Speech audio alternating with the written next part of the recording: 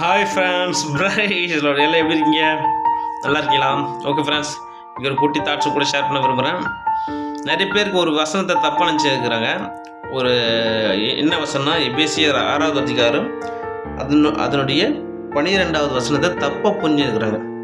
அதை பற்றி சொல்லி அதுக்கான விளக்கத்தையும் என்னுடைய நோக்கம் ஆசைலாம் 100 கட்டளைகள் ஆரோக்கியமான சட்டங்கள் தனி சேனல் இருக்குது. 100 கட்டளைகள், அந்த 100 கட்டளையுடைய விளக்கங்கள் விளக்கங்கள் தான் அதுக்கு பைபிளில் இருக்கிற கதைகள், வரலாறுகள், கதைகளாக இருக்குது. உண்மை சம்பவங்கள், வரலாறு எல்லாமே இருக்குது. எல்லாமே அந்த 100 கருத்து வச்சு தான் அது விரிவாக்கங்கள் இருக்குது ஃப்ரெண்ட்ஸ். அந்த 100 கருத்து நான் ஏற்கனவே ஆரோக்கியமான சட்டங்களில் பிளேலிஸ்ட்டில் போனீங்கன்னா ஆரோக்கியமான சட்டங்களில் 73 சட்டம் போடுங்க ஃப்ரெண்ட்ஸ். இன்னும் 27 போடணும். அது கொஞ்சம் பின்வரும் நாட்கள் போடும் ஃப்ரெண்ட்ஸ். நான் இந்த முடித்தோடனே அதை படிக்கிறேன், நான் வாயில் படிக்கிறேன் ஃப்ரெண்ட்ஸ். அந்த 100 கட்டளையில் படிக்க விரும்புகிறேன். ஏன்னா அது கொஞ்சம் பிரோஜனமாக இருக்கும். ஒரு பிஞ்சு கூட 4 நிமிஷம் 5 நிமிஷம் தான் ஆகும் ஃப்ரெண்ட்ஸ். ஓகே ஃப்ரெண்ட்ஸ், இந்த வசனத்தை அர்த்தத்தை சொல்லிவிட்டு நான் அதை சொல்கிறேன் ஃப்ரெண்ட்ஸ். என்ன விஷயம்னா, இந்த வசனம் பாருங்கள், எபேசியர் 6வது அதிகாரம் 12வது வசனம். நான் வாசிக்கிறேன் ஃப்ரெண்ட்ஸ். நல்லா உன்னிப்பாக கவனிச்சுக்கணுங்க. ஏனெனில் மாம்சத்தோடும் இரத்தத்தோடும் அல்ல, துரைதனங்களோடும் அதிகாரிகளோடும் இப்பிரபஞ்சத்தின் அந்தகார லோகாதிபதிகளோடும் வான மண்டலங்களில் உள்ள பொல்லாத ஆவில் சேனைகளோடும் நமக்கு போராட்டம் உண்டு. அந்த வசனம் சொல்லுதுன்னா அந்த ஃபர்ஸ்ட் லைன் பாருங்க, ஏன் மாம்சத்தோடும் ரத்தத்தோடும் அல்ல. இது என்ன சொல்கிறாங்கன்னா, கிறிஸ்தவ தலைவர்கள் என்ன சொல்கிறாங்கன்னா, நம்ம மாம்சத்தோடு ரத்தத்தோடு யுத்தம் அப்படின்னா மனிதர்களோட போராட்டம் கிடையாதுப்பா. மனிதர்களோட போராட்டம், நம்ம போராட்டம் இல்லைன்னா யாரை கூட?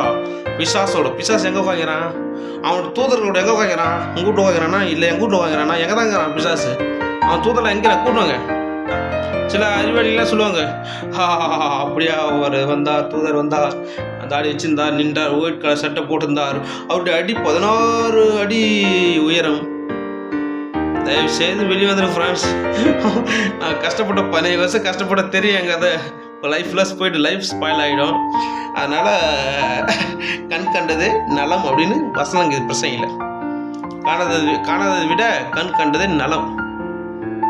காண்கிற சகோதரத்தில் அன்பு கூறாமல் காணாத இடத்துல எப்படி அன்பு கூறுவான்னு சொல்லிட்டு யோவானில் 1 வசனம் இருக்குது, தெரியும் உங்களுக்கு. அப்போ இது என்ன சொல்கிறாங்கன்னா, மாம்சத்தோட ரத்தத்தோட நமக்கு யுத்தம் கிடையாதுப்பா. நமக்கு வானமண்டலில் சேனைகளோடு பிசாசத்தோட யுத்தம். எங்கே பிசாசு எங்கிறான்? தூதர் எங்கே இருக்காங்க? கூட்டினாங்க, போய் யுத்தம் பண்ணுவாங்க. நானும் அவர் யுத்தத்துக்கு நான் தலைமை தாங்குறேன். எங்கே கூட்டினாங்க எல்லாம் நிற்க வைங்க, பிசாசு தூதரெல்லாம் நிற்க வைங்க. இங்கே ஒன்றும் இல்லை, நான் எங்கே ரெடியூஸ் தாங்குறேன். நான் ஃப்ரான்ஸ் கொஞ்சம் சென்ஸ் இருக்குதா ஃப்ரான்ஸ்? கொஞ்சம் யோசிக்கிறீங்களா? மாம்சத்தோட ரத்தத்தோடு யுத்தம் இல்லைன்னு சொல்கிறீங்க. மாம்சத்தோட ரத்தத்தோட யுத்தம் இருக்குதுங்க.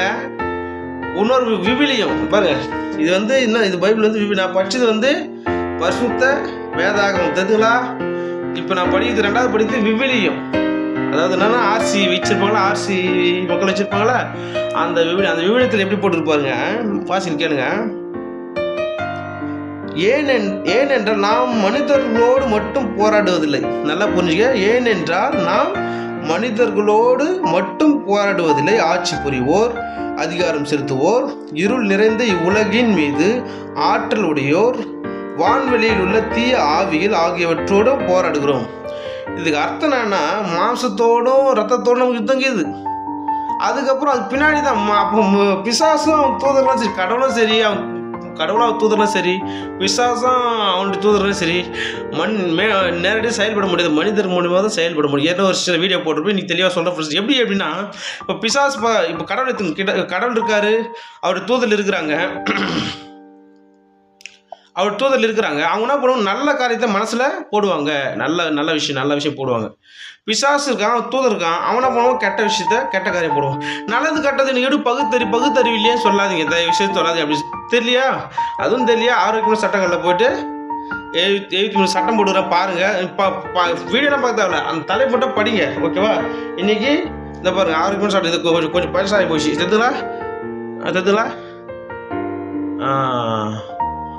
ஆரோக்கியமான சட்டங்கள், இது பழைய புக்கு, புது புக் காலி ஆயிடுச்சு. இன்னும் போட்டு தருவோம், இப்போ ஃப்ரீயாக துட்டில் நான் ஃப்ரீயாக போட்டு தருவேன். இதில் 100 சட்டங்கள் இருக்குது, அதை படிக்கிறேன். அதை கடைசியாக அதை பார்த்து புரிஞ்சுங்க ஃப்ரெண்ட்ஸ். ஓகே ஃப்ரெண்ட்ஸ், இதுக்கு என்னென்னா, அப்போ கடவுள் நம்ம மனிதர் மூலியமாக தான் ஏவி அவர் செயல்படுவார். பிசாசும் மனிதன் மூலியமாக தான் அவன் சிந்தையில் போட்டு ஏவி செயல்படுவான். ஒரு மனிதன் ஒரு டவுட் உங்களுக்குள்ள டவுட் வரலாம். நிறைய பேர் கேள்விறாங்க. பத்சேபேலோட தாவீது உடல் படுத்து விபச்சாரம் பண்ணிட்டாரு. அப்போ பரிசுத்த ஆவியானவர் உள்ள தானே இருந்தார் கேட்குறேன். கேட்டுருக்காங்க. நான் யூடியூப் நிறைய பார்த்துருக்குறேன். அப்பயும் பரிசுத்த ஆவியானவர் போல. ஏன்னா ஒரு சங்கீதம் 51 ஆண்டவரே டெலிவரணும் ஆவி என் இது எனக்கு தாரோம், ரட்சிந்த சந்தோஷத்தை என் தாரோம், என்னுள்ள பரிசுத்த ஆவி எடுத்துக்கொள்ளாதீரும் அப்படின்னு சொல்லிட்டு அந்த இடத்துல தாவீது ஜெபம் பண்ணுறாரு. சங்கீதம் 51 ஜெபம் பண்ணிட்டார். அந்த விண்ணப்பத்தை அந்த அதிகாரம் ஃபுல்லாக ஒரு பாவறிக்கை விட்டு பாவறிக்கை எழுதி அவர் விண்ணப்பம் பண்ணிட்டார். இந்த ஜனங்களை பார்த்து என்ன சொல்கிறாங்க, அப்போது உபச்சாரம் பண்ணும்போது பரிசுத்த ஆவியானவர் உள்ளதான் இருந்தார். உள்ளதான் இருந்தார். ஏன்னா அதுக்கு அறிவில் அது புதிய அறிவில் நான் சொல்கிற பிரச்சனைனா, நம்ம உடம்புல வந்து மூணு இருக்குது. ஒன்று ஆவி, இது தெரியும். இது பின்னாடி வர விஷயம் தெரியாது, அதை சொல்கிறேன். ஆவி, ரெண்டாவது ஆத்மா, மூணாவது சரீரம். இது மூன்று எல்லா கஷ்டம் தெரியும். இந்த மூன்றுலையும் செயல்படுறதை பற்றி நிறைய பேர் தெரியாது. தெரிஞ்சிருக்க வாய்ப்பு இருக்கலாம், சில பேர் தெரியும். ஆனால் நிறைய பேருக்கு தெரிஞ்சிருக்க வாய்ப்பு இல்லை ஃப்ரெண்ட்ஸ். அத்தனை சொல்ல வரேன். இந்த மாம்சத்தை பற்றி, மாம்சத்தில் வந்து பார்த்தீங்கன்னா லேகியோன்னா 6000 பிசாசு சொல்கிறாங்க. லேகியோன் 6000 பிசாசு இந்த மாம்சத்தை வந்து ஆளு செய்யலாம். மாம்சத்தில் இருக்கலாம். மாம்சம் இதில் 3 இருக்குது. நம்ம உடம்புல 3 இருக்குது. மாம்சத்தில் வந்து 6000 பிசாசு என்ன பண்ணலாம், வந்து வாசம் செய்யலாம் மாம்சத்தில். ஆவியில் டச் பண்ண முடியாது, ஆவிலாம் போக முடியாது. ஆவி வந்து கர்த்தர் கொடுத்த தீபம், அது போக முடியாது. சரீரமும் கர்த்தர் கொடுத்தது, ஆனால் ஆண்டவர் அனுமதிச்சிருக்காரு. அதே ஆவியில் பார்த்தோன்னா 6000 லேகியோன், 6000 தேவ தூதர்கள். என்னங்க பிசாசு பேர்த்த லேகியோன் ஆகிய கடவுளுடைய தேவதூதர் பேரும் லேகியோன். ஆமாம், லேகியோன் தான். எப்படி கேளுங்க, பிசாசு அந்த ஒரு கடற்கரை தாண்டி போகும்போது ஒரு லேகியோன் பிசாசை பிடிச்சோன்னு ஓட்டுறாரு, அது ஓகே. ஏசாப்பை பார்த்தோன்னா அந்த அவர் கைது செய்யும்போது அப்போ எல்லாம் சொல்கிறாங்க, வேதம் சொல்கிறாரு, நான் ஜெபம் பண்ணால் என் பிதா வந்து எத்தனையோ 2-3 லேகியோன் அனுப்பி எனக்கு உதவி செய்ய மாட்டார் அப்படின்னு கேட்குறாரு. அப்போ லேகியோன் வந்து பிசாசு தூதர்களும் லேகியோன் தான். பேர் லேகியோன்னா ஒரு அது கூட்டத்தை, அந்த தூதர்களும் அது ஒரு கூட்டம் லேகியோன். தேவ தூதர்லையும் லேகியோன் அவங்களும் ஒரு கூட்டம் இருக்கிறாங்க.